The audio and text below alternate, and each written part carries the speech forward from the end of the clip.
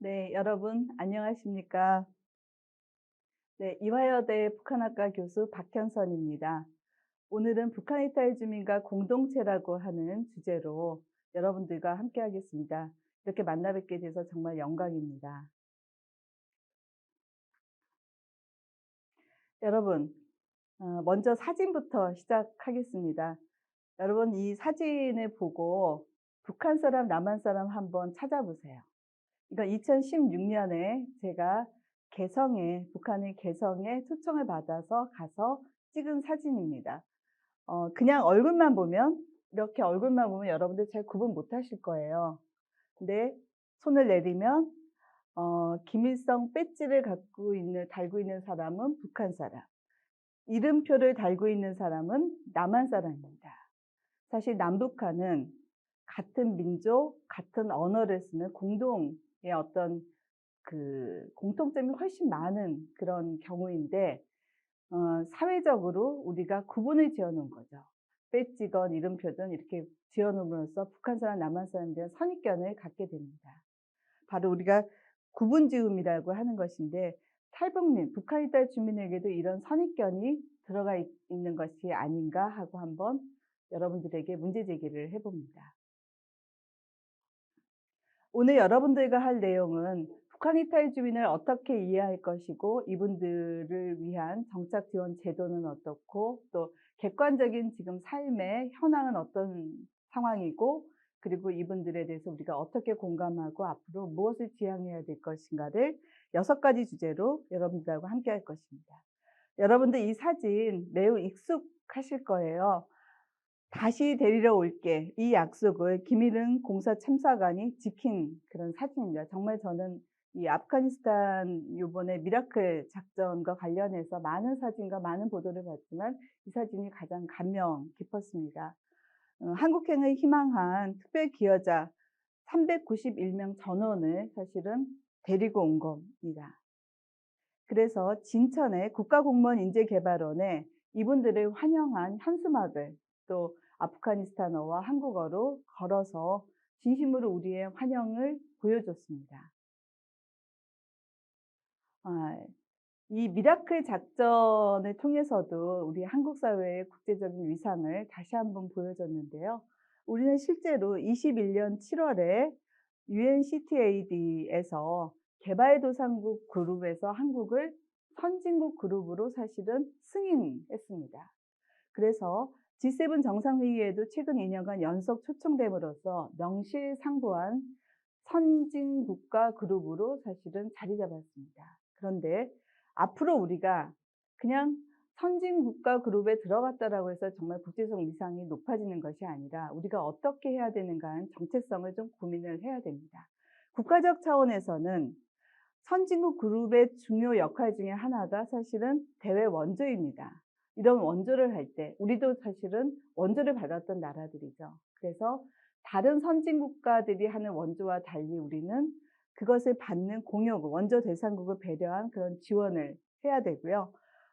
개인적 차원, 여러분들을 포함한 저를 포함한 개인적 차원에서는 어떤 시민이 될 것인지 이것을 좀 고민을 해봐야 됩니다. 유엔에서 정의한 세계 시민이란 세계 평화와 인권, 문화, 다양성 등을 잘 이해하고 생활 속에서 실천한다는 겁니다. 그러니까 인권, 문화, 다양성이라고 한 세계 평화 이런 어떤 인류 보편의 가치를 이해하고 생활 속에서 실천하는 것이죠. 이 실천을 사실 북한 이탈 주민을 우리가 포용하는 데서부터 시작해야 되지 않은가 하는 말씀을 오늘 드리고자 합니다. 이 사진은 북한 이탈 주민들이 김포공항을 통해서 입국한 이후에 정말 감사의 인사를 하는 그런 사진입니다. 북한 이탈 주민은 어떤 사람들인지, 사실 북한 이탈 주민이라는 개념은 법적 개념이에요. 보통은 탈북한 국민, 그래서 탈북민이라고 부르는데 북한 이탈 주민에 관련된 법률에 의하면은 군사분계선 이북 지역에 주소, 직계가족, 배우자, 직장 등을 두고 있는 사람으로서 북한을 벗어난 후 외국 국적을 취득하지 아니한 사람. 여러분 좀 어렵죠? 쉽게 말씀을 드리면 북한에서 출생해서 거기서 살다가 탈출해서 다른 나라 국적을 취득하지 아니한 사람이라는 겁니다. 왜 북한에서 태어나야 하는가는 조금 더 이따가 말씀을 드리겠습니다. 이 북한 이탈 주민이 어떤 의미를 갖는가라고 하는 부분에서는 우리가 좀 생각을 해 봐야 됩니다. 가장 중요한 의미는 이분들의 통일의 시험대이자 또 예행 연습이라는 겁니다. 북한 출신의 북한 이탈 주민들이 한국 사회에서 잘 살면은요, 한국 국민들이나 북한 주민들이 나중에 '우리가 함께 살아도 괜찮겠구나. 좋겠구나.' 이런 생각을 하게 돼요.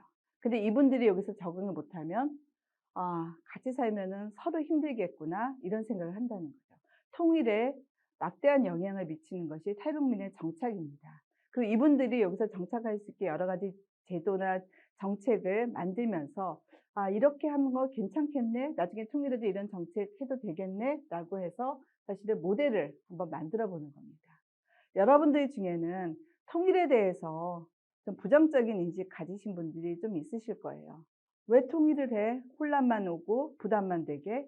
그런데 지금과 같은 상황에서는요, 우리나라의 발전이 크게 발전되기 어렵습니다.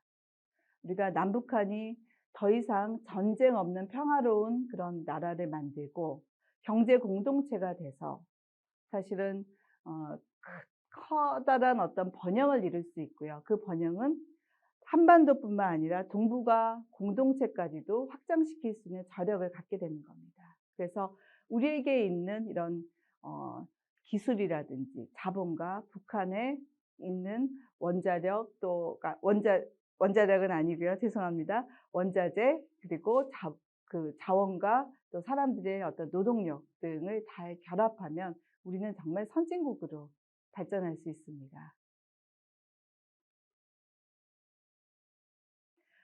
이분들에 대한 정착 지원 제도가 어떻게 되는가를 보면은요. 실제로 재외 공간 해외에 있는 공간에 우리나라 공간에 북한 이탈 주민들이 와서 신변 보호 요청을 하게 됩니다. 그러고 나면 국정원이 여러 가지 그 절차를 거쳐서 한국에 온 사람들을 조사한 후에 하나원에서 이분들을 교육시키게 됩니다. 12주간 교육을 하는데요. 심리 안정이라든지 건강과 관련된 여러 가지 조치를 취하게 되고 우리 사회에 대한 이해와 우리 사회에서 필요한 어떤 훈련들, 직업 훈련이라든지 교육을 받게 됩니다. 그 이후에 거주지로 사실은 진출하게 되는 겁니다. 이건 하나원 사진입니다. 안성에 있는 하나원인데요. 하나원이 지금 안성에도 있고 화천에도 있습니다. 화천에 있는 건 제2하나원인데요. 저는 여기 매달 가서 강의를 했는데 지금은 코로나 상황에서 저희가 가지는 못하지만 여기 보면 또 경비 서시는 분들이 계시고 탈북민분들이 계신 그런 하나원 공간입니다. 여기가 본관이고요. 그래서 하나원에서 12주간 교육을 받게 됩니다. 이분들은 교육 중에 봉사활동도 하게 되고요. 이분들에 대한 어떤 정착을 추진하는 체계를 보면은 통일부가 주무부처이고 그 외에 지자체라든지 지역자금센터라고 하는 거는 일종의 탈북민 복지관이라고 생각하시면 탈북민 전용 복지관인데 지역자금센터라든지 북한 주민 지원재단 등에서 이분들을 잘 적응할 수 있게 도와주고 있습니다.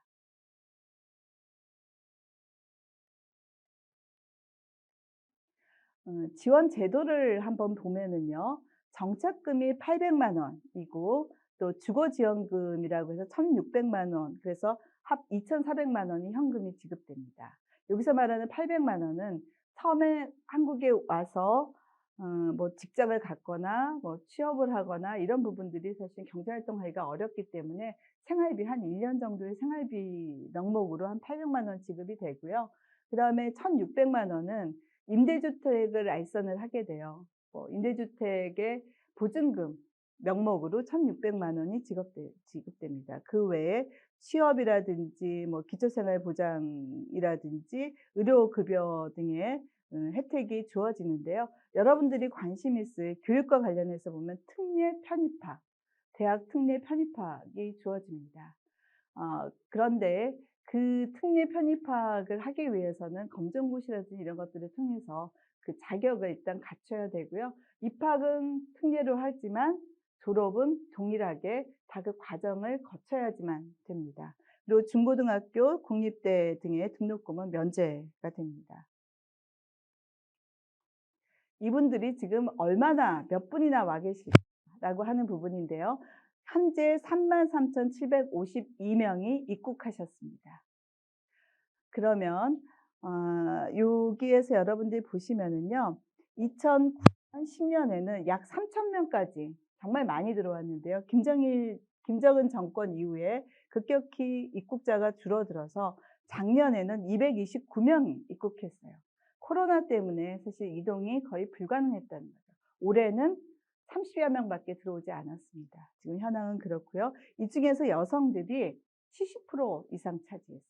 정확히 72% 차지하고 있습니다. 자, 이분들이 들어올 때 연령이라든지 학력을 보면은요, 대부분 20에서 40대가 과반수가 사실 경제활동을 왕성하게 해야 될 그런 인구입니다.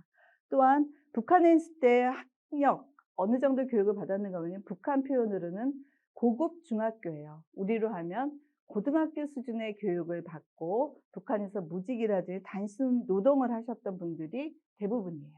그래서 한국에 와서는 체계적인 교육이라든지 직업 교육을 받아야지 한국 사회에서 잘 정착할 수 있다라고 하는 그런 필요성이 나오게 됩니다. 여러분들과 관련해서 청소년 이야기를 좀 드리면은요. 제3국 출생 그 청소년이 증가하게 됩니다. 탈북 여성이 72% 된다고 했잖아요. 이 여성들이 북한을 탈출해서 한국으로 바로 오기보다는 주로 이제 중국 등을 경유하게 돼요. 중국에서 거주하고 있다가 한국에 오는데 거기서 거주하다가 아이를 출산을 하는 겁니다. 근데 이 아이들은 한국에 오면은 탈북민으로 북한 이탈 주민으로 보호 여러 가지 아까 보여드렸던 혜택들을 받지를 못해요. 왜냐하면 아까 제가 정의에서 말씀드렸던 북한에서 출생한 것이 아니기 때문에 이분들은 이 자녀들은 다문화 자녀가 되는 겁니다. 그래서 다문화 자녀가 되는데 현재 들어와 있는 초중고 탈북 학생 중에 약 60%가 바로 제3국 출생 자녀인 현황입니다. 여러분들 이런 부분들은 우리가 알고 있으면 참 좋겠죠. 실제로 경제활동을 어떻게 하는가라는 걸 보면은 경제활동 참가율, 고용률, 실업률, 임금이라고 하는 것이 이분들의 경제적 상황을 우리가 객관적으로 보여주는 지표라고 합니다. 그래서 2011년부터 지금 2020년까지 약 10년간 꾸준히 지표가 향상이 돼요. 그리고 탈북민과 국민들 간의 차이가 격차가 점점 줄어드는 그런 어떤 향상을 이루게 됩니다. 한 가지 예로 월 평균 임금의 경우에 탈북민은 121만 원, 일반 국민은 203만 원에서 약 82만 원 정도의 격차가 있는 거예요. 월 평균 임금이.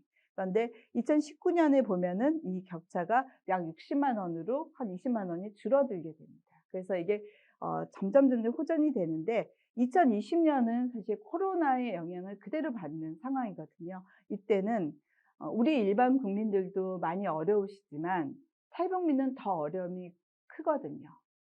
직장이라든지 또 뭐 재산이라든지 이런 부분이 취약하기 때문에 더 큰 영향을 받게 되는데 그래서 남북한 어떤 격차가 좀 더 벌어지는 그런 현상을 보고 있습니다. 이분들이 객관적으로 어떻게 살고 계신가를 좀 더 보면은요. 주로 임대 아파트에서 거주하면서 월 한 250만 원 정도의 소득, 이거는 개인 소득이 아니라 가구 소득.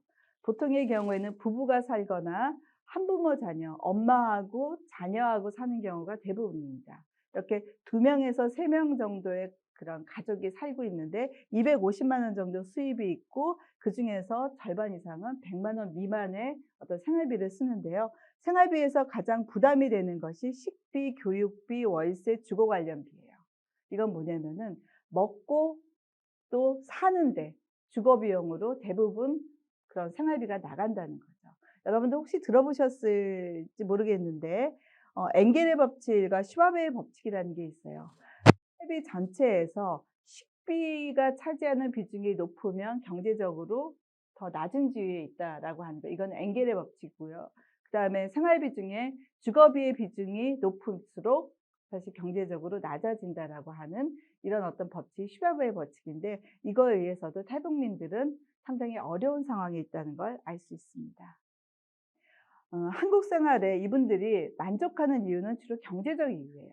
경제적 이유에서 사실 탈북하기도 했고 또 만족하는 이유도 경제적 이유입니다. 한국 사회에 불만족하는 이유는 가족과 떨어져 살아야 되고 경쟁이 너무 치열하고 남한 사회의 차별 편견, 주로 심리적인 정서적인 부분이죠. 그래서 이분들에게 경제적인 부분은 정부나 지자체나 이런 데서 좀 더 적극적으로 지금 추진하고 있고 우리 시민들의 역할은 바로 이런 정서적인 부분에 대해서 좀 더 신경을 써야 되지 않을까 하는 그런 필요성이 나오고 있습니다. 자, 이분들에게 한번 공감을 해 봤으면 좋겠습니다. 이분들은 처음에 와서는 정말 많이 혼돈이 돼요. 왜냐하면 그동안 살아왔던 북한, 익숙한 북한 사회의 문화 가치하고 앞으로 살아가야 될 한국 사회의 문화 가치가 사실 혼돈이 되거든요. 그래서 이런 혼돈성이 다양하게 나타나고 있는데요. 이런 부분들을 여러분들이 만약 탈북 청소년이나 탈북민 이웃을 보게 되면은요, 좀 이해를 해 주실 필요가 있어요. 왜냐하면 북에서 남으로 왔기 때문에 이분들만 겪는 것이 아니라 모든 이주민, 자기가 살던 곳에서 다른 곳으로 가면은 다 그런 어떤 혼돈의 과정을 겪게 되거든요. 그중에서도 보면은 사실 저는 이거를 북한과 남한의 경계라고 표현을 합니다. 이분들은요, 북한 출신의 한국 국민이에요. 한국 국민인데 아까 말씀드린 것처럼 북한의 익숙한 문화, 제도, 가치하고 남한의 문화, 제도, 가치가 사실 혼용이 되는 거예요. 예컨대 언어라든지 영어, 미디어. 여러분들 제가 탈북민들을 뭐 한 1000여 명 이상 인터뷰를 했는데 이분들 중에서 되게 재밌는 그런 또 일화가 있는데요. 물은 셀프입니다. 여러분들 뭐 식당에 가면 물은 셀프입니다 이렇게 많이 써 있잖아요. 영어를 잘 모를 때는 이게 셀프라는 것이 상호인 줄 알았다 그러더라고요. 우리가 무슨 뭐 삼 땡땡 무슨 그런 그 물의 생수의 상호인 줄 알았다고 하더라고요. 그리고 지금은 인제 다른 곳으로 바뀌었지만 패밀리마트 같은 경우에 어 쪼끔 이제 영어를 배우게 되면은 "가족을 마트에서 팔아요?" 라고 그렇게 물어보기도 했거든요. 이거는 뭐냐면 이분들이 정말 왜냐하면 북한에서는 조선어, 민족어, 문화어라고 해서 좀 고유어를 우리 고유어를 많이 쓰고 외래어도 조선말로 바꾸거든요. 그런데 그렇기 때문에 영어에 익숙하지 않기 때문에 우리나라에 와서 가장 어려운 부분이 이런 말은 알아듣겠는데 그 의미를 알아듣기가 참 어려운 거죠. 영어가 많기 때문에. 그리고 뭐 미디어의 부분 요거는 음 제가 조금 있다가 다시 보여드리도록 하겠습니다. 여기 있습니다. 어 미디어의 경우에 여러분들 보면 인스타그램, 텔레그램, 유튜브, 블로그, 페이스북, 트위터 여러분들은 다 아셔요. 그런데 탈북민들은 처음에 오면 이게 무엇인지 잘 몰라요. 북한은 지금 핸드폰이 보급이 돼서 인구의 약 4분의 1의 핸드폰을 쓰고 있기는 하지만 이렇게 다양하게 사실 활용이 되고 있지는 않거든요. 그래서 청소년뿐만 아니라 부모들은 사실은 한국 사회의 이런 소통 문화에 대해서 익숙하지 않은 거죠.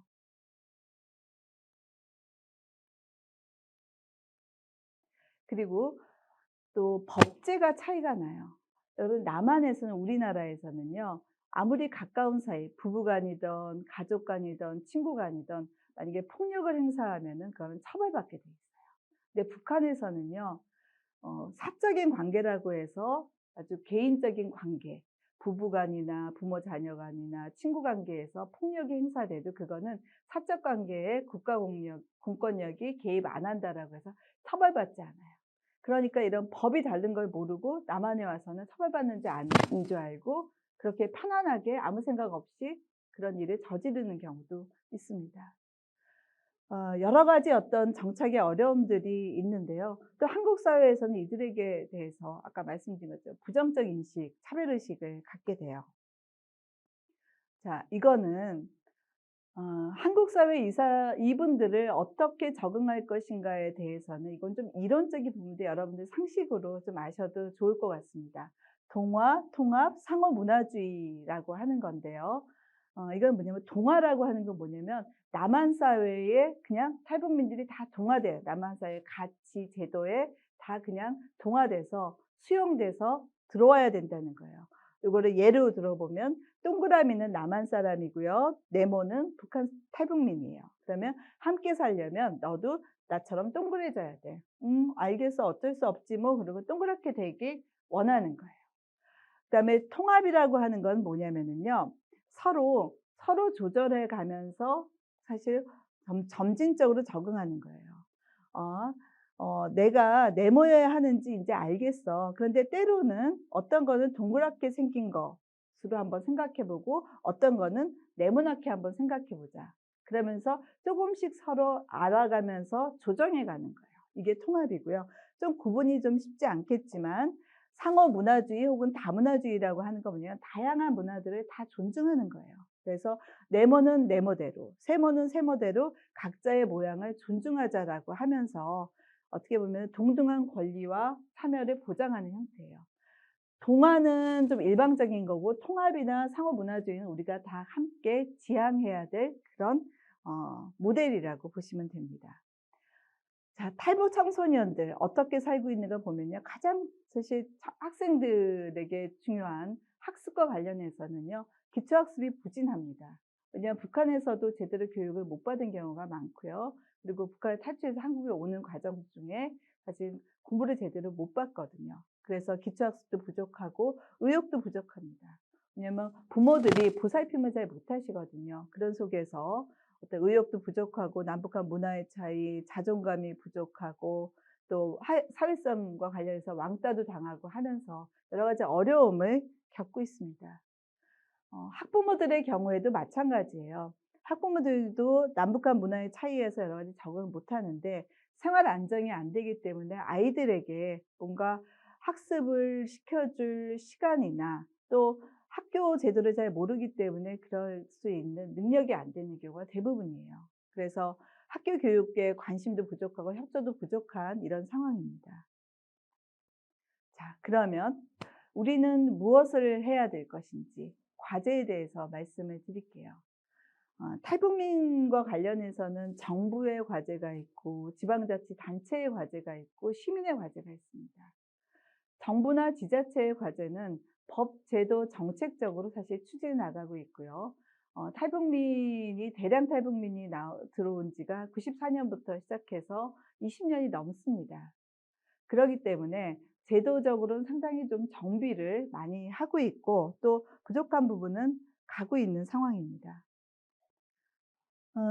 그러면 우리가 하나의 사례로 동서독의 경우에는 어떻게 했는지 여러분들 아마 처음 들어보시는 분들도 계실 텐데요. 우리는 북한에서 온 북한 이탈 주민이 있다면은 동서독 통일 이전에 동독에서 이주한 서독으로 이주한 동독 이주민이 있었습니다. 61년에 베를린 장벽이 설치되고 그 다음해부터 우리하고는 좀 다른데요. 합법적으로 이주한 합법 이주민들이 있었어요. 근데 이분들은 주로 이제 고연령에 그래서 연금을 받는 사람들로 서독에 가족이 있으면 이분들이 합법적으로 사실은 서독을 이주를 할 수 있게 했어요. 그런데 중요한 거는 80년대부터는 국경을 탈출해서 제3국을 통해서 서독으로 오는 이주민들이 급증했어요. 이분들은 젊은 청장년층인데 전문 직종에 고학력의 사람들이 많이 이주를 했습니다.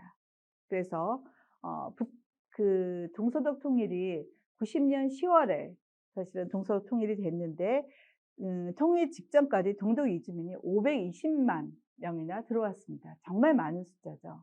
520만이 들어왔는데요.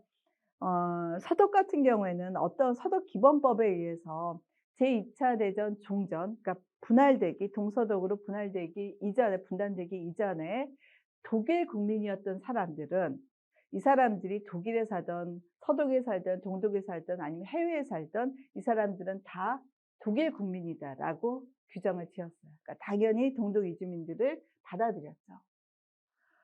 자, 그런데 동독 사람들 중에서도 동독 사람들에게 뭐 혜택을 주면은 '왜 줘?' 라는 생각을 했을 거예요.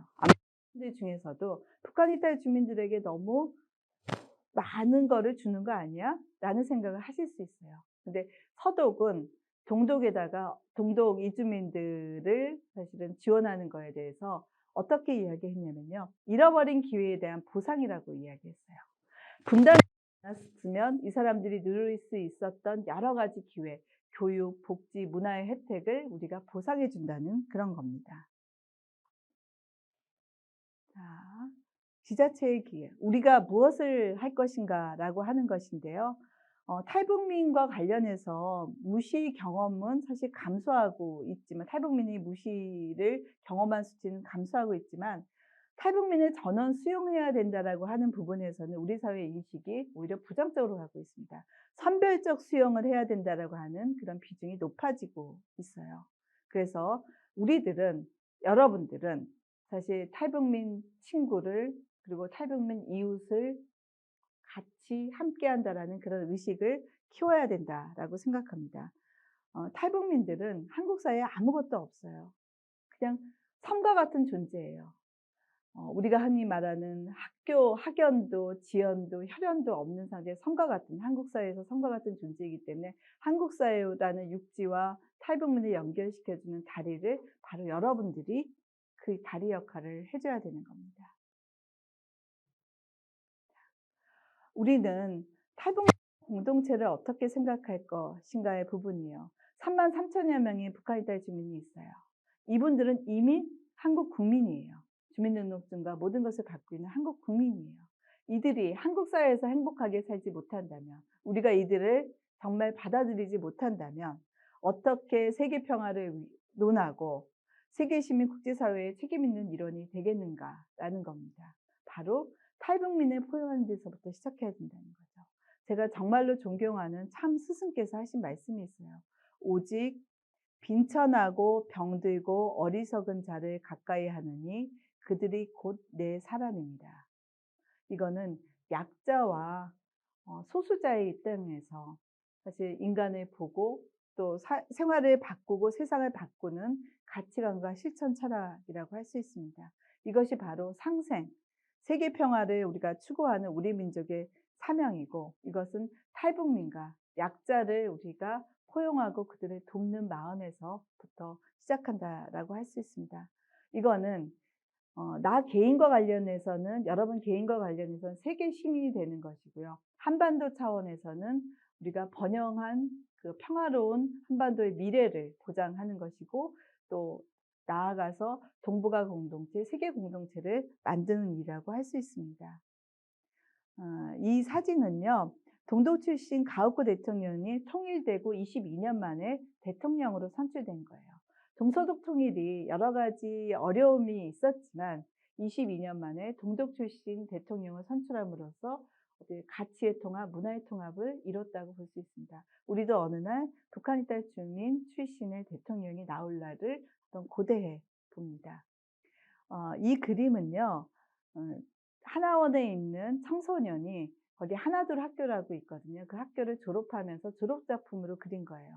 북한세, 남한세, 한반도에서 사랑하면서 살자라는 그런 메시지입니다.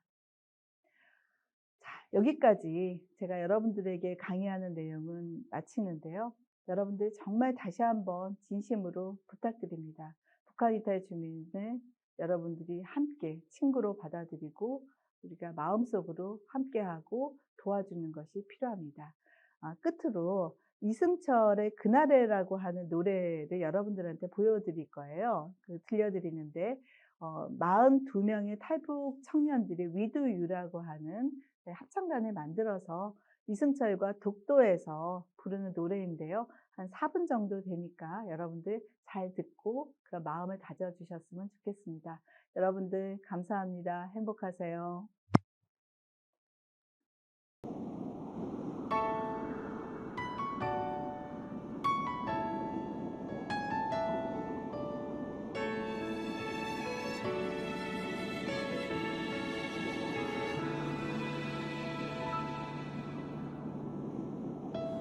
내겐 꿈이 있어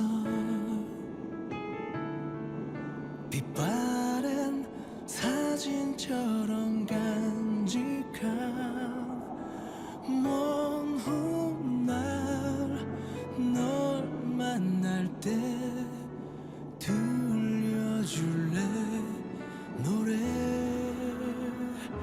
힘을 내 그날에 우리 다시 마주보게 될 날에 그땐 서로를 향해 웃어주기로 해 기도해 그날 위해 때론 넘어지고 눈물 흘린 시간 기억해 먼 훗날 너 힘들 때 일으켜준 노래 힘을 내 그날에 우리 다시 마주보게 될 날에 눈물이 앞서더라도 웃으며 닦아주길 기도해 그날 위해 오랫동안 기다려온 너를 보며 힘들었다고 위로해줄게 우리만의 그날이 곧 다가올 거야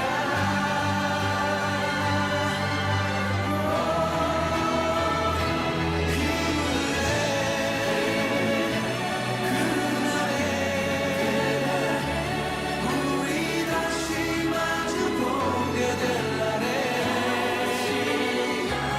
약속해 서로를 향해 웃어주기로 해 기도해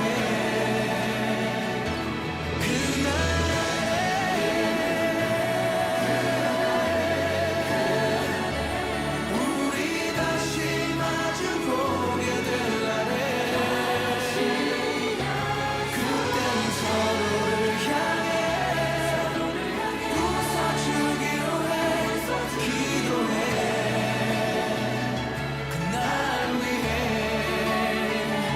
우리만의